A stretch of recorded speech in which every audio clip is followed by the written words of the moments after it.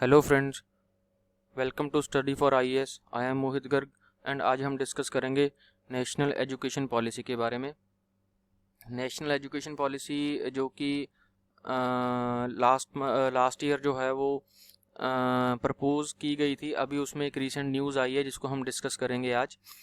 ठीक है, पहले मैं नेशनल एजुकेशन पॉलिसी के बारे में आपको थोड़ा सा डिस्कस कर दूं कि जो नेशनल एजुकेशन पॉलिसी है वो रिप्लेस करती है अपनी जो क्लास फर्स्ट टू 10 एक सिस्टम पहले से बना हुआ है, एंड देन आफ्टर 2 साल जो हैं वो सेकेंडरी एजुकेशन के होते हैं, उसको नेशनल एजुकेशन पॉलिसी रिप्लेस कर रही है, जिसको हम बोलते हैं 5+3+3+4 सिस्टम।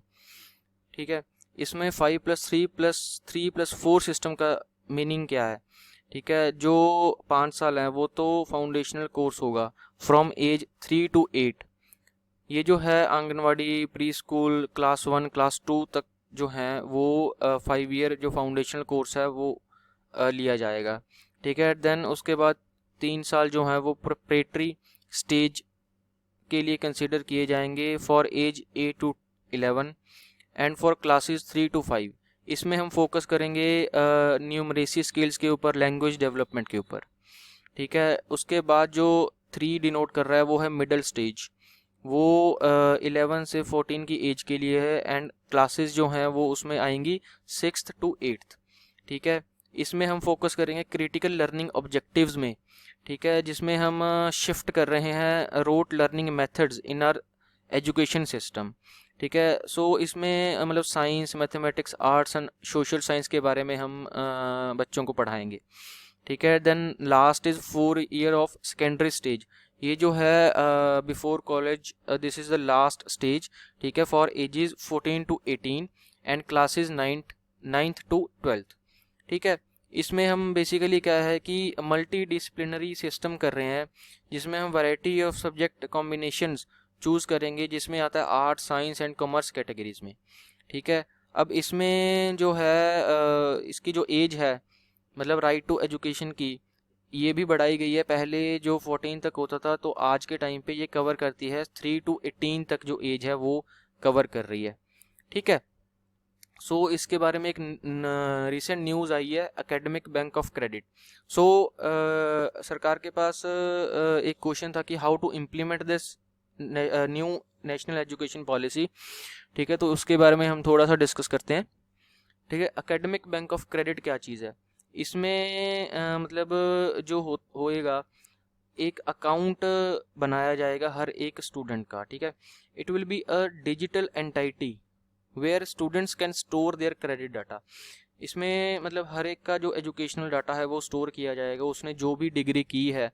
ठीक है, वो उसमें उसके क्रेडिट्स ऐड किए जाएंगे, और ये जो है जो अकाउंट है, ये आपके पास एक्सेस तो किया जाएगा, लेकिन आप उसमें कुछ एडिटिंग नहीं कर सकते। वो जो क्रेडिट्स हैं वो फ्रॉम द अथॉरिटी, लाइक आपका जो कॉलेज है या जो अथॉरिटी है, यूजीसी है, यूनिवर्सिटी ग्रांट कमीशन है, उसकी तरफ से उसमें ऐड किए जाएंगे क्रेडिट्स, आप इसको एडिट नहीं कर सकते। ठीक है, so it is similar to net banking for bank accounts. जैसे हर एक जैसे हमारे नेट मतलब बैंकिंग में अकाउंट्स होते हैं, वैसे ही हर एक बच्चे का एक स्टूडेंट अकाउंट होगा।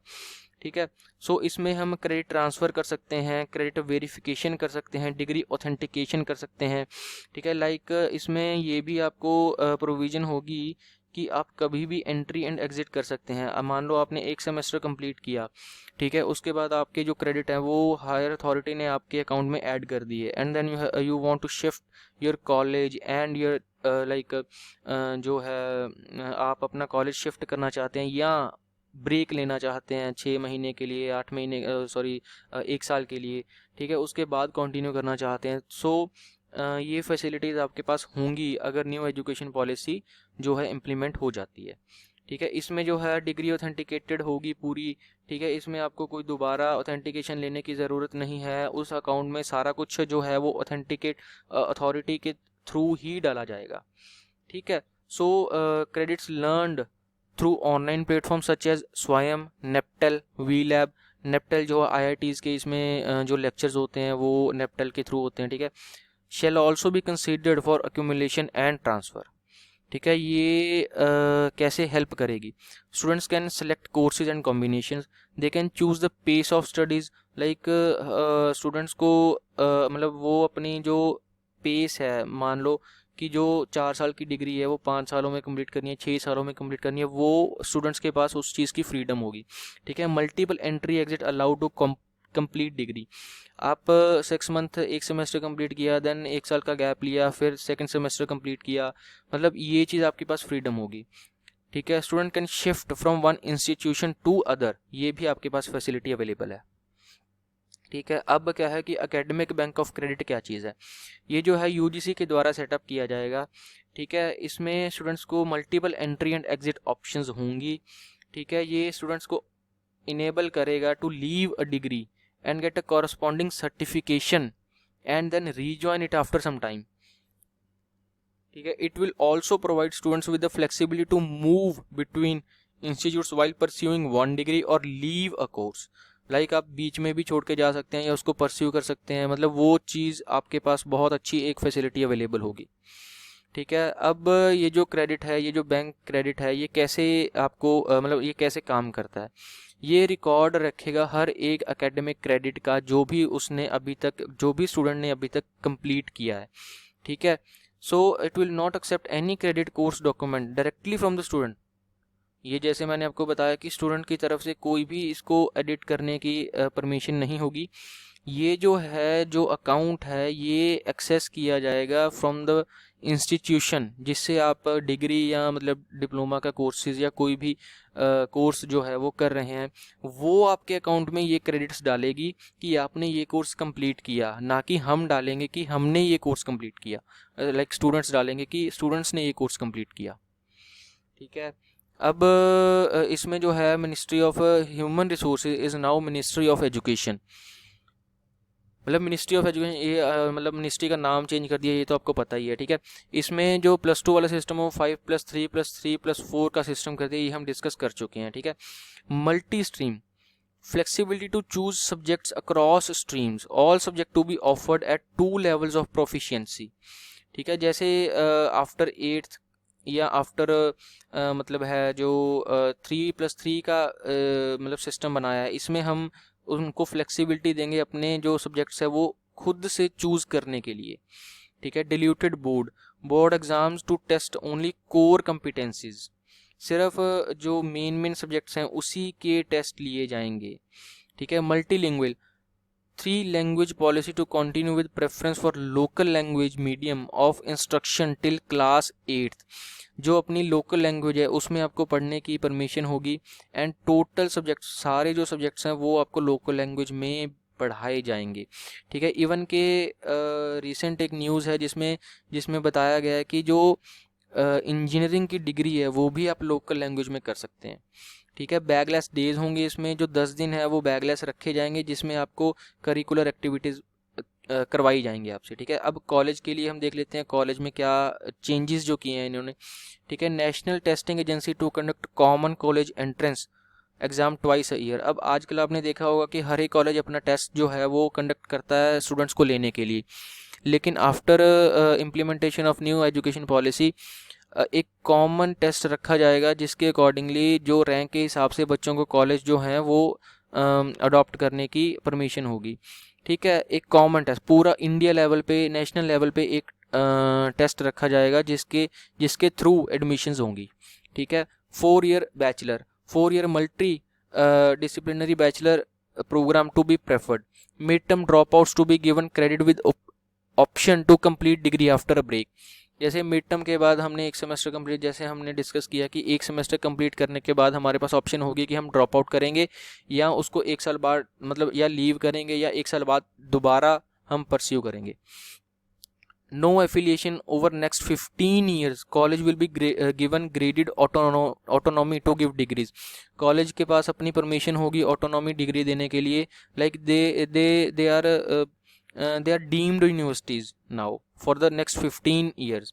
वो अपने नाम पे अपनी डिग्री जो है वो इशू कर सकते हैं। ठीक है, उनको कोई एफिलिएशन की ज़रूरत नहीं होगी, कुछ नहीं होगा। ठीक है, so proposal to cap fee charge by private institution of higher learning, ये एक बहुत बड़ी जो डिमांड है पब्लिक की तरफ से आ रही थी कि जो प्राइवेट इंस्टीट्यूशन है उनकी जो फ़ीस है उनके ऊपर कोई कैप नहीं लगाई गई थी आज तक, जो कि अभी न्यू एजुकेशन पॉलिसी ने कर दिया है। ठीक है, इसके ऊपर प्राइवेट इंस्टीट्यूशन के ऊपर एक फ़ी का कैप लगाया जाएगा, एक लिमिट रखी जाएगी कि हाँ इससे ऊपर आप फ़ी कोई भी कोर्स की नहीं ले सकते। ठीक है, and last point is global university to be facilitated to come to India, जो भी ग्लोबल यूनिवर्सिटी है उनको फैसिलिटेट किया जाएगा इंडिया में आने के लिए एंड इन्वेस्ट करने के लिए एंड अपना कॉलेज इस्टेब्लिश करने के लिए। ठीक है, अब नेशनल एजुकेशन जो पॉलिसी है उसका जो हिस्ट्री है वो देख लेते हैं थोड़ी सी। ठीक है, 1948 से 1949 जो है यूनिवर्सिटी एजुकेशन कमीशन जो है वहाँ तब बैठा था। उसके बाद 1952 एंड 53 में सेकेंडरी एजुकेशन कमीशन बैठा। फिर 1964 से 66 education commission under doctor DS Kothari, ठीक है, वो बैठा था। उसके बाद 1968 में नेशनल पॉलिसी ऑन एजुकेशन वो बैठी थी। ठीक है, 1976 में 42nd constitutional amendment education in concurrent list में डाला गया था उसको। ठीक है, concurrent list, state list and जो है अपना नेशनल लिस्ट, इसके बारे में आपको पता ही होगा। कॉन्करेंट लिस्ट है जिसमें स्टेट एंड सेंटर दोनों रूल्स बना सकते हैं। स्टेट लिस्ट जिसमें स्टेट बना सकती है एंड अपना सेंटर लिस्ट जिसमें सेंटर की गवर्नमेंट जो है वो अपने जो रूल्स हैं उसको बना सकती है। ठीक है, 1986 जो है उसमें national policy on education NPE बैठा था। ठीक है, 1992 में उसको मॉडिफाई किया गया था 1992 में। ठीक है, देन 2016 में TSR सुब्रमण्यम कमेटी रिपोर्ट मतलब दी गई थी। उसके अकॉर्डिंगली 2019 में डॉक्टर के कस्तूरी रंजन कमेटी की जो रिपोर्ट है, बेसिकली कस्तूरी रंजन रिपोर्ट के ऊपर जो नेशनल एजुकेशन पॉलिसी है वो बनाई गई है। ठीक है, ये आपको क्वेश्चन मतलब आ सकता है कि जो नेशनल एजुकेशन पॉलिसी है वो किसकी रिपोर्ट के ऊपर बेस्ड है। ठीक है, तो उसका आंसर होएगा के कस्तूरी रंजन कमेटी। ठीक है, सो आज के लिए इतना ही। प्लीज़ कमेंट करके बताइए मुझे कि आपको कौन से टॉपिक के ऊपर और वीडियोस चाहिए। ठीक है, सो तब तक के लिए thanks. Please like, share and subscribe my channel. Thank you.